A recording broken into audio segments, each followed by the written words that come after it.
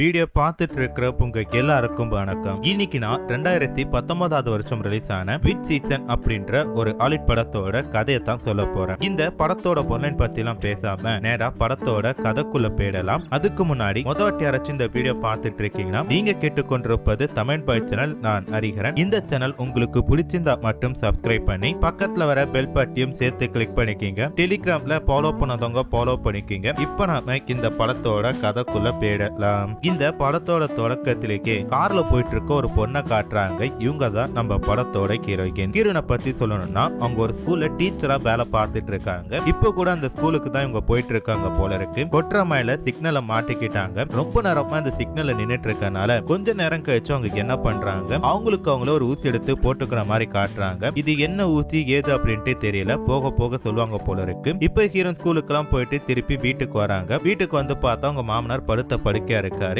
என்ன கதை அப்படின்னு சொல்லி கேட்டா அவருக்கு பக்கவாதம் வந்தனால ரொம்ப நாளா பாத்தீங்கன்னா படுத்த படுக்கையா தான் இருக்காரு அப்படின்ற மாதிரி சொல்றாங்க. இதுக்கு அடுத்ததான் ஹீரோனுக்கு கல்யாணம் ஆயிட்டு அப்படின்றதே நமக்கு தெரிய வருது. அது மட்டும் இல்லாம இவங்களுக்கு கல்யாணம் ஆகி பல வருஷங்கள் ஆகுது. இவங்களுக்குன்னு சொல்லப்படுற ஒரு குழந்தை இது வரைக்கும் பிறக்கல. அதுக்காக தான் ஹீரோன் பாத்தீங்கன்னா பல டாக்டர் கிட்ட ஏறி இறங்கி இருக்காங்க. ஆனா ஒவ்வொரு டாக்டருமே ஒவ்வொரு ட்ரீட்மெண்ட் எடுத்துட்டு எல்லாத்தையுமே பாத்தீங்கன்னா நல்லா போயிடும் அப்படின்ற மாதிரி தான் சொல்லிட்டு இருக்காங்க. ஆனா கடைசியா பார்த்துட்டு இருக்கு இந்த டாக்டர் பாத்தீங்கன்னா ஹீரோனோட இம்ப்ரூவ்மெண்ட் நிறைய இருக்கு அப்படின்ற மாதிரி சொல்றாங்க. நான் கொடுத்த ஊசியை நீங்க விடாம போடுங்க அப்படின்ற மாதிரி சொல்லிட்டு அப்படிதான் உங்களுக்கு குழந்தை பிறக்கும் அப்படின்ற மாதிரி சொல்லிட்டு போறாரு. இப்பதான் நமக்கு தெரியுது கிரண் இந்த சிக்னல்ல வயிற்றுல குழந்தை வளரணும் அப்படின்றதுக்காக தான் ஊசி போட்டிருக்காங்க அப்படின்ற மாதிரி தெரியுது. அப்படியே கிரண் வீட்டுக்கு திரும்பி போறப்ப அவங்க ஸ்கூல்ல படிக்கிற ஒரு பையன் பாத்தீங்கன்னா அந்த ஸ்கூல்ல உட்காந்துட்டு இருக்கான். என்னடா ஆச்சு அப்படின்னு சொல்லி கேட்கிறப்ப சைக்கிள் கீழே கால் உடஞ்சிச்சு மிஸ் அப்படின்ற மாதிரி சொல்றான். சரி வீட்டுல இருந்து அப்பா அம்மா வந்திருக்காங்களா அப்படின்னு சொல்லி கேட்கிறப்ப இல்ல நான் மட்டும் தான் வந்திருக்கேன் அப்படின்ற மாதிரி அந்த பையன் சொல்றான். சரி வா நான் உன்னை டிராப் பண்றேன் அப்படின்ற மாதிரி சொல்லிட்டு கிரண்க்கு என்ன பண்றாங்க, அந்த பையனை கூட்டிட்டு போய் வீட்டுல டிராப் பண்றாங்க. அடுத்தது கிரண் வீட்டுல உட்காந்துட்டு பேப்பர் எல்லாம் திருத்திட்டு இருக்க எல்லாருமே பாத்தீங்கன்னா கம்மியான மார்க் எடுத்திருக்காங்க. அதனால பாத்தீங்கன்னா ஒரு ஸ்பெஷல் கிளாஸ் வைக்கணும் அப்படின்ற மாதிரி இவங்க யோசிச்சுட்டு இருக்காங்க. மறுநாள் இந்த பேப்பர் எல்லாத்தையும் டிஸ்போஸ் பண்றப்ப நேற்று ஹாஸ்பிட்டல்ல பார்த்தாங்களோ ஒரு பையன், அந்த பையன் மட்டும் தான் கிரண் சப்ஜெக்ட்ல அதிக மார்க் எடுத்திருக்கான். அதனால அப்பனை கூட்டு வச்சு பாராட்டி எல்லாம் முடிக்கிறாங்க. இப்ப அப்படியே கட் பண்ண கிரணோட ஹஸ்பண்ட் அவங்க பாத்தீங்கன்னா குடிச்சிட்டு வந்திருக்கு. அவங்க பாத்தீங்கன்னா ஹீரோனை சீக்கிரம் வா வா அப்படின்ற மாதிரி கத்திட்டு இருக்காரு. ஹீரோன் கிச்சன்ல இருந்து என்ன பிரச்சனைன்னு சொல்லி போய் பார்த்தா உடம்பு சரியாத அவங்க அப்பாவை ஒரு குளிப்பாட்டிட்டு இருக்காரு போல இருக்கு. அதுக்காக துண்டு எடுத்துட்டு போல நீங்க எடுத்துரும் அப்படின்ற மாதிரி சொல்லி கத்திட்டு இருக்காரு. ஆனா கிரண் பாத்தீங்கன்னா அந்த விஷயத்தெல்லாம் காதுல கூட வாங்காம டிவி பாக்குறாங்க. அதுல பாத்தீங்கன்னா மலேசியால பாத்தீங்கன்னா கலவரம் நடக்குது அப்படின்ற மாதிரி போட்டிருக்கு. உடனே கிரண்க்கு என்ன பண்றாங்க, அவங்க அம்மாக்கு கால் பண்ணி என்ன ஆச்சு அப்படின்ற மாதிரி கேக்குறாங்க. ஏன்னு சொன்னா கிரணோட பிறப்பிடம் மலேசியா தான். அது மட்டும் இல்லாம அவங்க அம்மா மலேசியால தான் இருக்காங்க அப்படின்றனால கால் பண்ணி கேக்குறாங்க. இங்கெல்லாம் ஒண்ணு பிரச்சனை இல்ல, நீ உன் வீட்டை பாத்துக்கமா அப்படின்ற மாதிரி சொல்லிட்டு அவங்க அம்மா காலை கட் பண்ணிட்டாங்க. இப்ப அப்படியே கட் பண்ண கிரண் மறுநாள் ஸ்கூல்ல கிளாஸ் எடுத்துட்டு இருக்காங்க. ஆனா எந்த ஒரு பசங்களும்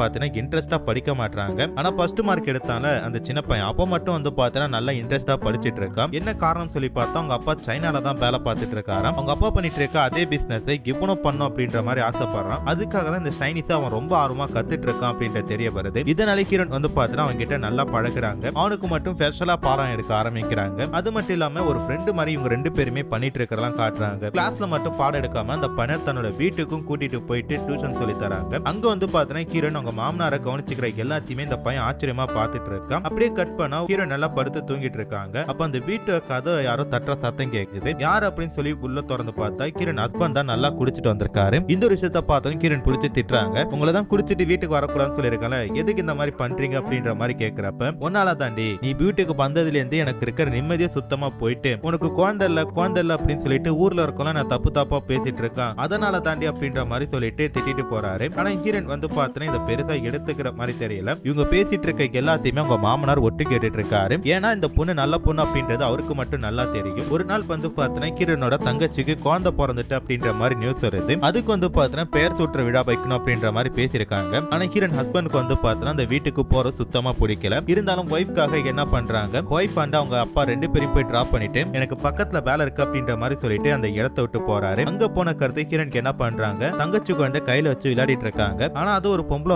பாத்தீங்கன்னா பெடுக்குன்னு புடுங்கிட்டு போற மாதிரி காட்டுறாங்க. இதனால கிரணோட மனசே பாத்தீங்கன்னா உடஞ்சு போற மாதிரி தெரியுது. அது மட்டும் இல்லாம கடவுள்கிட்ட புலம்பிட்டு இருக்காங்க, ஏன் எனக்கு மட்டும் இப்படி ஒரு வாழ்க்கை கொடுத்த, எனக்குன்னு ஒரு புள்ள தானே கேட்கறான் அப்படின்ற மாதிரி சொல்லி அவங்க சத்தம் போட்டுட்டு இருக்காங்க. அடுத்த பாத்தீங்கன்னா அந்த பையன் கிட்ட கிரண் பேசிட்டு இருக்காங்க. அப்ப அவன் என்ன சொல்றானா, எனக்கு கிளாஸ் டைம் மாத்தி வைக்க முடியுமா அப்படின்ற மாதிரி கேட்கறான். ஏன்டா அப்படின்னு சொல்லி கேட்டா அவனுக்கு பாத்தீங்கன்னா நாள் கால் சரியில்லாம இருந்துச்சுல, அவன் போக வேண்டிய கராத்தே கிளாஸ்க்கு போகாம தான் இந்த சைனீஸ் கிளாஸ் அட்டெண்ட் பண்ணிருக்கான். ஆனா இப்போ பார்த்தனா கால் சரியாயிட்டுன்றனால அவன் கராத்தே கிளாஸ்க்கு போகணும் அப்படின்ற மாதிரி சொல்றான். சரி மாத்தி வைக்கிறான் அப்படின்ற மாதிரி இவங்களும் சொல்லி அனுப்பி வைக்கிறாங்க. அடுத்த கிரண் வந்து பார்த்தனா பதட்டமா வீட்டுக்கு போறாங்க. மறுநாளும் என்ன பண்ற இந்த பையன் எதுக்கு இவங்க பதட்டமா போறாங்க அப்படின்ற மாதிரி சொல்லிட்டு அவங்க வீட்டுக்கு போய் பார்க்கறான். பார்த்தா அவங்க மாமனார் வந்து பாத்தீங்கன்னா சேர்ல உட்காந்துட்டு இருக்காரு. இந்த காரணத்துக்காக தான் கிரண் வந்து பாத்தீங்கன்னா பதட்டமா இந்த இடத்தை விட்டு போறாங்க அப்படின்ற மாதிரி தெரிய வருது. அதுக்கு அடுத்ததான் இவங்க எல்லாரும் வந்து பாத்தீங்கன்னா ஒன்னா உட்காந்து சாப்பிட்டுட்டு இருக்காங்க. கிரணுக்கு வந்து பாத்தீங்கன்னா சின்னதா ஒரு ஆபரேஷன் நடக்கிற மாதிரி தெரியுது. ஆனா இந்த ஆபரேஷனுக்கு கூட வந்து பாத்தீங்கன்னா ஹஸ்பண்ட் பொண்டாட்டிக்கு என்ன பிரச்சனை ஏதுன்னு கூட கவனிக்க மாட்டாரு. ஏன் பொண்டாட்டிக்கு இருக்காளா செத்தானா கூட கவனிக்காம அவங்கள பத்தி எந்த ஒரு இதுமே இல்லாம போயிட்டு இருக்காரு. ஆனா கிரண் வந்து பார்த்தா ஆபரேஷன் சக்சஸா முடிஞ்சது. ஆனா ரிசல்ட் மட்டும் பார்த்தீங்கன்னா ஃபெயில் ஆயிட்டு இந்த வாட்டி பண்ண ஆபரேஷனும் ஃபெயிலா போயிட்டு இதுக்கு மேல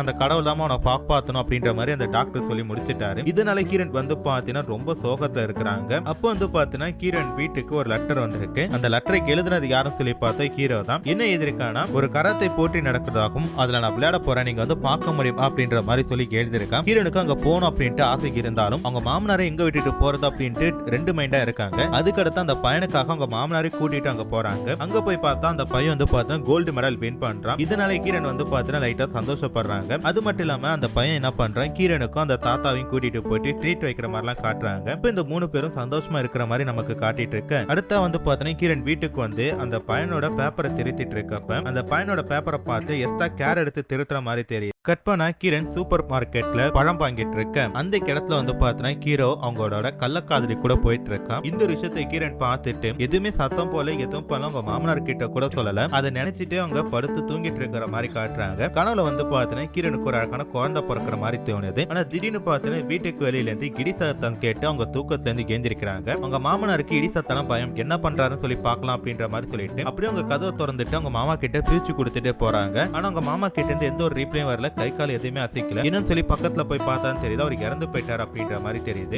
அதுக்கு அடுத்து அவங்க மாமாக்கு நடக்கிற இறுதி அஞ்சலியில வந்து பாத்தீங்கன்னா ஹீரோவோட செட்டப் என்ன பண்றா கையில ஒரு குழந்தையோட வந்திருக்கா. இவங்க எதுவுமே கேட்கல. அப்புறம் தான் உங்களுக்கு புரியுது இந்த பையன் அந்த பொண்ணு கூட அப்படி இப்படி இருந்து ஒரு குழந்தைய பெத்துட்டு தான் ஹீரோனை எப்ப பார்த்தாலும் எரிஞ்சு வந்துட்டு இருக்கான் அப்படின்ற மாதிரி தெரிய வருது. இப்படி ஹீரோனோட பழக்கம் கொஞ்சம் கொஞ்சமா போயிட்டு இருக்கு. அடுத்தது எங்க ஸ்கூலுக்கு போயிட்டு அந்த பையனுக்கு ஸ்பெஷல் கிளாஸ் எல்லாம் எடுக்கலாம் அப்படின்ற மாதிரி சொல்லிட்டு அவங்களோட வீட்டுக்கு கூட்டிட்டு வராங்க. அப்படி வீட்டுக்கு விட்டுட்டு வந்த கடுத்தான் தெரியுது அந்த பையனோட காலில் அடிபட்டு இருக்கு அப்படின்னு சொல்லிட்டு அதுக்கு ஒத்தடம் கொடுக்கலாம் அப்படின்ற மாதிரி சொல்லிட்டு அந்த பையனுக்கு ஒத்தடம் கொடுத்துட்டு இருக்கேன். அவன் என்ன பண்றான் பாத்தீங்கன்னா டக்குனு டீச்சருக்கு முத்தத்தை கொடுத்துட்டான். ஃபர்ஸ்ட் ஹீரோன் அதை பேனா அப்படின்ற மாதிரி தடுத்தாலும் அவங்களுக்குள்ளயும் வந்து பாத்தீங்கன்னா சில தவறான எண்ணங்கள் ஓடிட்டு இருக்கு அப்படின்றனால இவங்க ரெண்டு பேரும் வந்து பாத்தீங்கன்னா அப்படியே ரெண்டு பேரும் சம்பவம் பண்ணிட்டு இருக்காங்க. அதுக்கப்புறம் ஹீரோனுக்கு ஒரு விஷயம் புரியுது நம்ம பண்ணது மிகப்பெரிய ஒரு தப்பு அப்படின்னு சொல்லிட்டு அந்த பையன் கிட்ட வந்து பாத்தீங்கன்னா நீ பண்ணது தப்பு இந்த மாதிரிலாம் பண்ணக்கூடாது அப்படின்ற மாதிரி அட்வைஸ் பண்றாங்க. ஆனா அவன் கேட்காம ஹீரோன் லிப்ட் போயிட்டு இருக்க கூட அவன் பக்கத்துலயே வந்து பாத்தீங்கன்னா போய் நின்னுட்டு டச் பண்ணிட்டு இருக்கான். இது ஹீரோனுக்கு சுத்தமா பிடிக்காம அவனை கூட்டிட்டு போய் தனியா நின்று அட்வைஸ் பண்ணிட்டு இருக்காங்க. அன்னைக்கு வந்து பாத்தீங்கன்னா கிரண் கார் எடுத்துட்டு வரல அப்படின்றனால அந்த பையனோட கார்ல போயிட்டு இருக்காங்க.